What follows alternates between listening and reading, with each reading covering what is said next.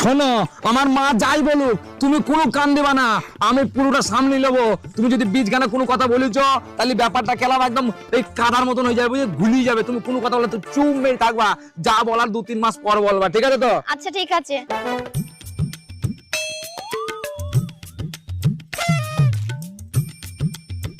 মা, ও মা, মা গো, মা। আরে কি হলো, কি সারের মতো চিল্লাচ্ছিস কেন? আরে এই ছুরিটা আবার কে রে? ও মা খবরদার, উল্টোপাল্টা কথা বলবা না। আমি বিয়ে করেছে ছুড়ে। হ্যাঁ বিয়ে করেছিস মানে যার নেই কুলো নেই, যাকে তাকে বিয়ে করে নিলেই হবে? না, এ শুধু মেয়ে নয়, বুঝতে পারছো না তুমি? হ্যাঁ মেয়ে নয় তাহলে কি হিজড়ে?